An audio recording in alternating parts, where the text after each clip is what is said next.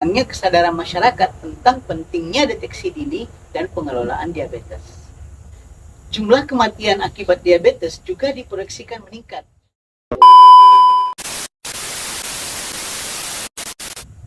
Hai semua, penyakit diabetes mellitus tentunya sudah sering kita dengar.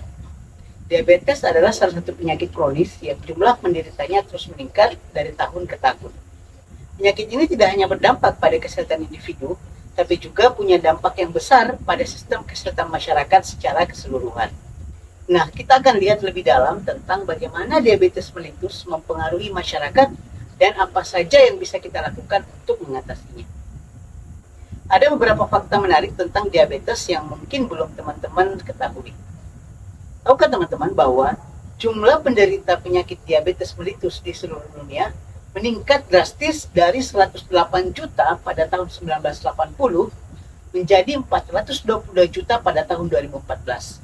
Selain itu, biaya medis untuk penderita diabetes bisa 2 kali lebih tinggi dibandingkan dengan orang yang tidak menderita diabetes. Dalam artikel ini, ada proyeksi yang mengejutkan tentang peningkatan prevalensi dan mortalitas diabetes di Indonesia hingga tahun 2045. Namun artikel ini juga memberikan solusi dan intervensi yang dapat membantu mengurangi angka tersebut. Apa solusi yang ditawarkan? Yuk kita bahas di Bahas Jurnal.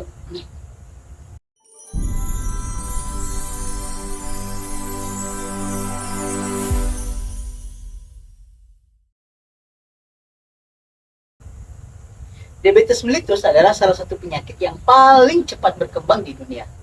Menurut data WHO, prevalensi diabetes mellitus di seluruh dunia meningkat dari 4,7% pada tahun 1980 menjadi 8,5% pada tahun 2014. Di Indonesia sendiri, prevalensi diabetes meningkat dari 5,7% pada tahun 2007 menjadi 8,5% pada tahun 2018. Angka ini diperkirakan akan terus meningkat jika tidak ada tindakan yang efektif.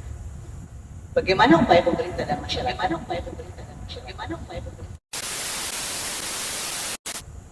Berbagai upaya telah dilakukan oleh pemerintah dan masyarakat untuk mengatasi peningkatan kasus diabetes mellitus ini.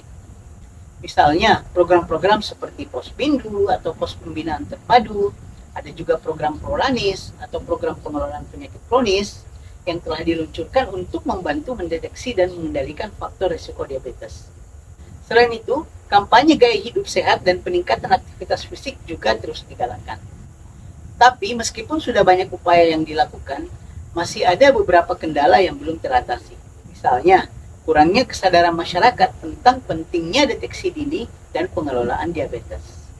Selain itu, akses terhadap pelayanan kesehatan yang berkualitas masih menjadi tantangan tersendiri di beberapa daerah. Gimana dengan artikel hari ini? Artikel yang akan kita bahas berjudul Projection of Diabetes Morbidity and Mortality till 2045 in Indonesia based on risk factor of NCD prevention and control programs. Artikel ini ditulis oleh Mugi Wahidin dan kawan-kawan. Artikel ini diterbitkan di Scientific Reports dan masuk dalam kategori Q1 di Scopus. Tujuan penelitian ini adalah untuk memproyeksikan prevalensi dan mortalitas diabetes di Indonesia hingga tahun 2045 berdasarkan faktor risiko dan program pencegahan serta pengendalian penyakit tidak menular. Penelitian ini menggunakan metode regresi linear berganda dan dinamika sistem untuk menganalisis data dari 205 distrik.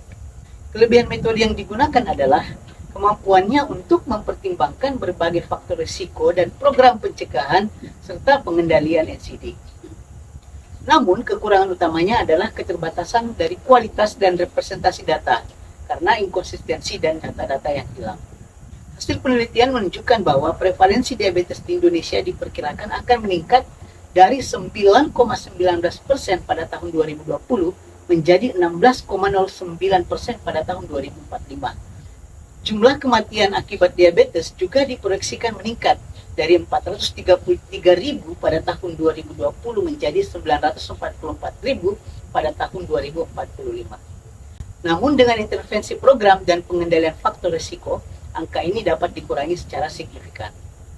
Diskusi dalam jurnal ini menekankan pentingnya pengendalian faktor risiko seperti kelebihan berat badan, obesitas, dan konsumsi makanan berlemak Kesimpulannya adalah bahwa morbiditas dan mortalitas diabetes di Indonesia dapat dikurangi dengan adanya intervensi program yang efektif dan pengendalian faktor risiko. Apa yang menarik dari temuan ini? Yang menarik dari temuan penelitian ini adalah besarnya potensi pengurangan prevalensi dan mortalitas diabetes melalui intervensi program dan pengendalian faktor risiko. Misalnya, prevalensi diabetes bisa turun dari 16,9% menjadi 9,22% jika program intervensi ditambah dengan pencegahan faktor risiko. Bagaimana penelitian ini dapat diaplikasikan?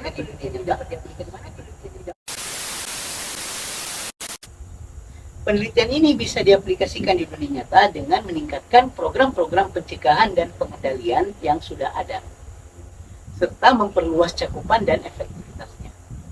Edukasi masyarakat tentang pentingnya gaya hidup sehat dan deteksi dini juga sangat penting.